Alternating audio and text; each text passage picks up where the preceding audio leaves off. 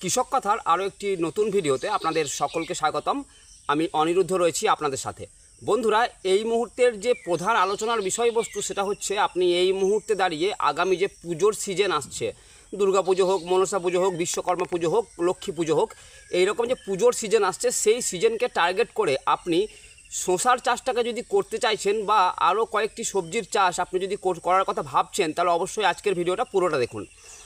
আজকের প্রথমেই আলোচনা করব আমি শসা গাছ নিয়ে। বন্ধুরা, শসা এই মুহূর্তে যদি আপনি আরও 10, 15, 20 দিনের মধ্যে একটি ভালো জাতকে মাটিতে বপন করতে পারেন, তাহলে কিন্তু সেই শসার জাত আপনার যদি সেটা দীর্ঘদিনব্যাপী ফল দেওয়া শসা হয়, তাহলে কিন্তু আপনার পুজো কভার করে যাবে। তা নাহলে বন্ধুরা, আপনারা 1 মাস মতো পরে শসার চাষ করুন, তাহলে কিন্তু আপনাদের সঠিক সময়ে ঠিক পুজো টার্গেট করে শসাটা বাজারে তুলতে পারবেন। শসা এমন একটা ফসল, এই মুহূর্তে দাঁড়িয়ে যদি আপনি বাজার দর দেখেন শসার, তো বেশিরভাগ দক্ষিণবঙ্গের এলাকাতে 50-60 টাকা পাইকারি দরে কিন্তু শসা বিক্রি হচ্ছে। বন্ধুরা, দেশি শসার কথা বলছি আমি। তো আপনারাও চাইলে কিন্তু এই একই দর পেতে পারেন আগামী সিজনে। এই মুহূর্তে আপনারা জানেন যে অধিক বৃষ্টিপাতের কারণে কিন্তু শসার গাছ তৈরি করা যাচ্ছে না, মাঠ রেডি করা যাচ্ছে না। সুতরাং অনেক চাষি আছেন যারা শসা চাষ করার পরিকল্পনা করে রেখেছেন বা বিগত বছরগুলো থেকে করে আসছেন, ওনাদের ওই মাঠে হয়তো অধিক বৃষ্টিপাতের কারণে শসার চাষটা করা যাবে না।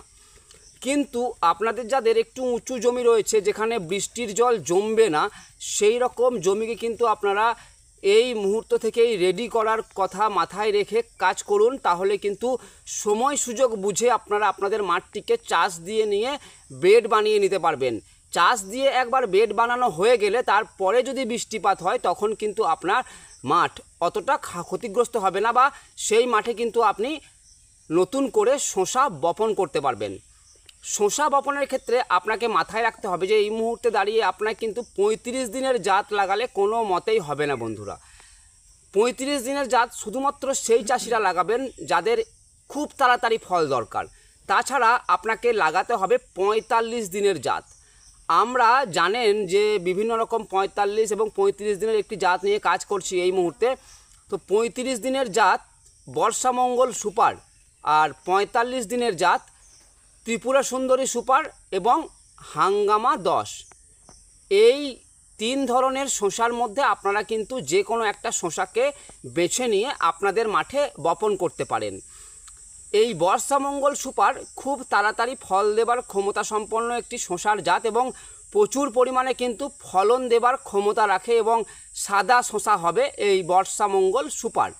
আপনারা এই জাতটা অবশ্যই লাগিয়ে পরখ করে দেখতে পারেন যে তাড়াতাড়ি দেওয়া শসার মধ্যে এই জাতটার রেজাল্ট কেমন রয়েছে। এর পরবর্তীতে আপনারা হাঙ্গামা 10, এটাও কিন্তু অবশ্যই 45 দিনের জাত হিসাবে দীর্ঘমেয়াদী ফল পাওয়ার জন্য আপনারা হাঙ্গামা 10 লাগাতে পারেন। হাঙ্গামা 10 এমন একটা জাত যেটা কোম্পানি তো বলছে 3 থেকে 3.5 মাস পর্যন্ত ফল দেয়, কিন্তু বন্ধুরা শসা যদি আপনাকে 2 মাস সঠিক ফল দেয়, তাহলে কিন্তু সেটা অনেকটা বেশি। তো আপনাকে এই বিষয়টা মাথায় রেখে বর্ষামঙ্গল যদি আপনি চাষ না করতে চাইছেন, 45 দিনের জাত চাইছেন, তবে অবশ্যই আমি বলবো হাঙ্গামা 10 অবশ্যই কিন্তু আপনি আপনার জমিতে বপন করুন। হাঙ্গামা 10 লাগালে দীর্ঘমেয়াদী যেমন ফল পাবেন, তেমন কিন্তু অনেক বেশি ফলন পাবেন নর্মাল হাঙ্গামা জাতগুলোর তুলনায়। এটা হাঙ্গামা 10। আপনারা বিগত দিনে হাঙ্গামা 1, সুপার হাঙ্গামা, হাঙ্গামা 2 এইসব জাত চাষ করেছেন, এটা আপনার ওই গোত্রেরই হাঙ্গামা 10। বন্ধুরা, হাঙ্গামা 10ও আপনারা কিন্তু লাগিয়ে পরখ করতে পারেন কেমন হচ্ছে আপনাদের ওদিকে ফলন। এরপরে আমি আলোচনা করব ত্রিপুরা সুন্দরী সুপার। এই শসা খুব লিমিটেড আমাদের কাছে স্টক রয়েছে। আপনারা যারা ত্রিপুরা সুন্দরী সুপার শসা নেবার কথা ভাবছেন, অবশ্যই ভিডিও দেখা মাত্র তৎক্ষণাৎ আমাদের স্ক্রিনে দেওয়া কন্ট্যাক্ট নাম্বারে যোগাযোগ করে বীজ আপনি বাড়িতে রেখে নিন। কারেন্ট ডেটের প্রোডাক্ট পাবেন, কোনো পুরনো প্রোডাক্ট নয়। আপনি 3 মাস, 2 মাস, 1 মাস বাড়িতে রেখে কিন্তু চাষটা করতে পারবেন, কোনো অসুবিধা হবে না আমাদের কোনো বীজেই। আমাদের সমস্ত বীজ কারেন্ট ডেটের প্রোডাক্ট পাবেন। বীজ থেকে রেজাল্ট পাওয়ার জন্য কিন্তু একটা মুখ্য বিষয় হচ্ছে বীজটা কারেন্ট ডেটের কিনা সেটা দেখে নেওয়া। বীজ যদি আপনার একদম 1 মাস 2 মাস আগের প্যাকেটিং হয়, অবশ্যই সেই বীজ নির্দ্বিধায় ক্রয় করুন, কারণ সেই বীজই কিন্তু আপনাকে সর্বোচ্চ রেজাল্ট দিতে পারবে। আপনারা অনেক সময় কি করেন, বাড়িতে রাখা বিভিন্ন বীজ চাষ করে ফেলেন, সেই বীজ লাগিয়ে পুরনো বীজ, সেই বীজের চাষ করবেন না। এর থেকে আপনাদের শুধু গাছ হবে, ফল কিন্তু হবে না, হলেও খুব কম পরিমাণে হবে। তাছাড়াও যারা এই মুহূর্তে আপনারা শসার চাষ করেছেন, ওনারা যদি প্রবলেমের মধ্যে রয়েছেন, আপনাদের বিভিন্ন রকম রোগ লাগছে গাছে, এই মুহূর্তে বুঝতে পারছি আমাদেরও এখানে গাছে বিভিন্ন রকম রোগ লাগছে, তো আপনি আপনার গাছের ছবিটা তুলুন, রোগ লাগা জায়গার ছবিটা ভালো করে 2-3টে ছবি তুলে আমাদের স্ক্রিনে দেওয়া হোয়াটসঅ্যাপ নাম্বারে পাঠিয়ে দিন। আমরা আপনাকে কী ট্রিটমেন্ট ঠিক করতে হবে, ওষুধের নাম অন্তত বলেই দেব। তো বন্ধুরা, আপনারা এইভাবে যোগাযোগের মাধ্যমে থাকলে কিন্তু আপনারা অনেক বেশি চাষে সাফল্য অর্জন করতে পারবেন। আমাদের এই ছোট্ট চ্যানেলটা সাবস্ক্রাইব করে নিয়ে আপনি বৃহৎ করতে সাহায্য করুন। আমরা আপনার চাষটাকে অনেক বেশি সাফল্যমণ্ডিত করতে সাহায্য করব। বন্ধুরা, এরপরে আপনারা যদি করলা লাগানোর কথা ভাবছেন, তো অবশ্যই আপনারা বচ্চন সিডসের 208 এই করলাটা অবশ্যই লাগান। এটা খুব সুন্দর একটা জাত। এই জাত থেকে আপনি ফলন যেমন বেশি পাবেন, দীর্ঘমেয়াদী গাছ থাকবে, তেমনই কিন্তু রোগ জ্বালাও কম লাগে। বন্ধুরা, রোগ প্রতিরোধী বিভিন্ন জাতগুলোর মধ্যে এই বচ্চন সিডসের 208 কিন্তু একটা অন্যতম ভ্যারাইটি, যেটা আপনি একবার লাগিয়ে পরখ করতেই পারেন আপনার এলাকায় ঠিক কেমনভাবে এর ফলন রয়েছে বা রোগ প্রতিরোধী ক্ষমতাটা কাজ করছে। আমরা প্রত্যেকটা বীজকেই আপনাকে ট্রাই করে দেখার জন্য বলি। তার কারণ হচ্ছে, হতেই পারে আমার এলাকায় বা আরও অন্যান্য এলাকায় যে বীজটা ভালো ফলন দিচ্ছে, ভালো রেজাল্ট দিচ্ছে, আপনার এলাকায় গিয়ে হয়তো সেই বীজটা ফ্লপ খেতেই পারে। চাষ একটা গ্যারেন্টিযুক্ত জিনিস নয়, এটা আপনাকে মনে রাখতে হবে। গ্যারেন্টি বীজ হবে, গ্যারেন্টি ওষুধ হবে, গ্যারেন্টি সার হবে, কিন্তু সম্পূর্ণ যে চাষের প্রণালীটা প্রথম থেকে শেষ অবধি, এটা কিন্তু কোনো গ্যারেন্টি জিনিস নয়। হতে পারে আপনি লোকসানের সম্মুখীন হচ্ছেন, হতে পারে আপনি অনেক বেশি লাভ করছেন। এটা একটা লটারির মতন। তাই আমি চাষিদের বলি, আপনারা লটারি না কেটে চাষ করুন। অল্প একটু জমিতে হলেও 5 কাঠা 10 কাঠা হলেও চাষ করুন। এটা কিন্তু আপনার ভাগ্য একটু একটু করে বদলে দিতে সক্ষম। কারণ যত বেশি আপনি প্রত্যেক সিজনে চাষগুলো করবেন, তত বেশি কিন্তু আপনার মধ্যে একটা শিক্ষণীয় গুণ বাড়বে, যে গুণ কিন্তু আপনাকে অন্য কেউ দিয়ে দিতে পারবে না। আপনি নিজে মাঠে যখন চাষ করবেন, তখনই শুধু সেইগুলোকে বুঝতে পারবেন। আপনার মাটি, আপনার আবহাওয়া এবং আপনি যে বীজ সংগ্রহ করে লাগাচ্ছেন, যে চাপান দিচ্ছেন, যে ওষুধ গাছে দিচ্ছেন, সেই সমস্ত কিছুটাকে মিলিয়ে আপনি কতটা সাফল্য পাচ্ছেন, সেটাই কিন্তু আপনার জন্য বড় বিষয়। তো বন্ধুরা, এই করলা আর শসা আপনারা একসাথেও লাগাতে পারেন।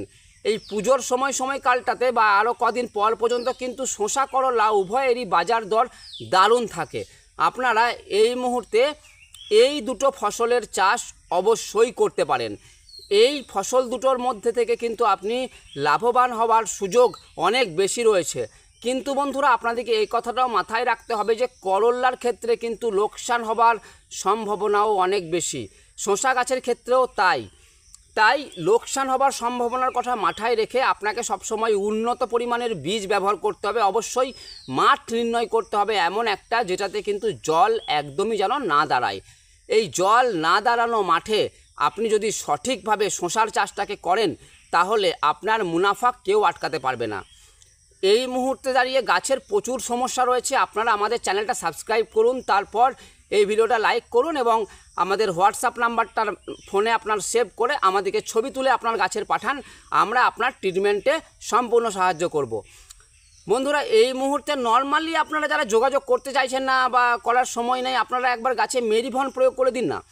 মেরিভন বা আপনারা যদি অ্যাক্রোবট 1 গ্রাম প্রতি ml জলের সাথে, মানে প্রতি লিটার জলের সাথে 1 গ্রাম অ্যাক্রোবট এবং তার সাথে 15 লিটার জলের সাথে 15 গ্রাম অ্যাক্রোবট এবং 50 গ্রাম মতন ম্যানকোজেব পাউডার মিশিয়ে স্প্রে করতে পারেন।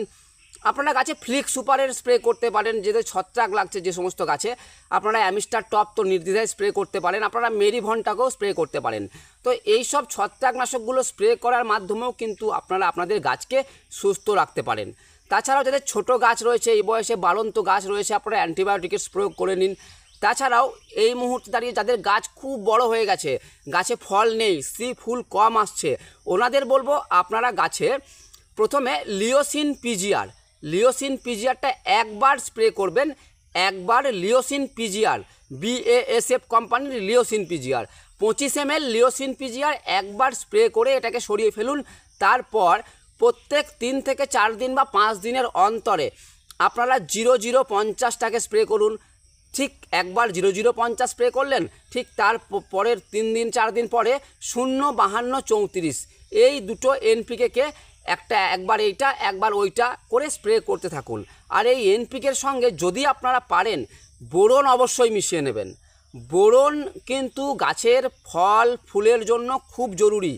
এই বর্ষায় আপনারা ভাববেন ফুল ঝরে যাচ্ছে, হয়তো বৃষ্টির জলের জন্য ঝরে যাচ্ছে। না বন্ধুরা, বৃষ্টির জলের জন্য নাও ঝরতে পারে, হতে পারে সেটা ছত্রাকের জন্য ঝরে যাচ্ছে, তাই আমি ছত্রাকনাশক দেবার কথা বললাম। হতে পারে সেটা খাদ্যের অভাবে ঝরে যাচ্ছে, সরি, ফসফেট কিংবা বোরনের অভাবে কিন্তু আপনাদের ফুল ঝরে যাবার সমস্যাটা লক্ষ্য করতে পারবেন। তাই আপনারা বোরনটাকে অবশ্যই এই সারগুলোর সাথে এনপিকেগুলোর সাথে স্প্রে করুন, তাহলে আপনারা কিন্তু ভালো রেজাল্ট পাবেন। আর এই ভালো রেজাল্ট পেয়ে আপনারা পরের সিজনেও বা একবার দেওয়ার পরে রেজাল্ট পেলেন, তারপরে যদি আপনারা ভুলে যান সেটা করতে, তাহলে কিন্তু খুব ভুল করছেন। শসা গাছের ক্ষেত্রে খাবার করলা গাছেও প্রচুর পরিমাণে দিতে হয়, তাই আপনারা চেষ্টা করবেন বারবার খাবার দেবার। যত আপনি বারবার খাবার দেবেন গাছের লংজিভিটি তত বাড়বে বন্ধুরা। আপনি যত ছত্রাকনাশক ভালো ভালো দেবেন গাছে, তত কিন্তু আপনার গাছে রোগ প্রতিরোধী ক্ষমতাটা আগামী দিনের জন্য বেড়ে উঠবে। যখন দেখা গেল আপনার শসার দামটা 50 থেকে 80 টাকায় গেল, তখন দেখা যাচ্ছে আপনার গাছটা নষ্ট হয়ে যাচ্ছে। যদি আপনি ট্রিটমেন্ট ভালো করতেন, হয়তো সেই সময়তেও আপনার গাছটা সমান ফলন দিত। ভাবুন তো মুনাফার পরিমাণটা আপনার কতটা হতো। তাই আমরা বলি আমাদের সাথে যোগাযোগ করুন, ভালো বীজ সংগ্রহ করুন, ভালো ওষুধ গাছে দিন, সঠিক পদ্ধতি মেনে চাষটা করুন, তাহলে কিন্তু আপনার যে লাভ হবার পরিমাণ সেটা 10 থেকে 100 পর্যন্ত হতে পারে, মানে 10 গুণ বেড়ে যেতে পারে। তাই চাষকে লাভের অঙ্কে গুনতে অবশ্যই আমাদের এই কৃষক কথা 77 চ্যানেলটিকে আপনাকে সাবস্ক্রাইব করে নিতে হবে। যথাসম্ভব ভিডিওগুলোকে লাইক করতে হবে, কারণ এতে আপনাদের কোনো পয়সা লাগে না। বন্ধুদের সাথে শেয়ারও করতে পারেন যাদের এই সমস্ত জিনিসগুলো জানা প্রয়োজন, এবং আপনিও আপনার মাঠে অ্যাপ্লাই করুন এই সমস্ত জিনিস। তাছাড়াও ছবি পাঠানোর অপশান তো রয়েছে, আপনারা প্রয়োজন পড়লে ফোনেও কথা বলতে পারেন। তো বন্ধুরা, আজকের ভিডিওটা এই পর্যন্তই। আশা করছি আপনারা কিছু একটা ধ্যান ধারণা পাচ্ছেন আধুনিকভাবে চাষটাকে, কৌশলগতভাবে চাষটাকে করার জন্য। তো আজকে এই পর্যন্তই। সকলে ভালো থাকেন, ধন্যবাদ। দেখা হবে আবার পরবর্তী ভিডিওয়।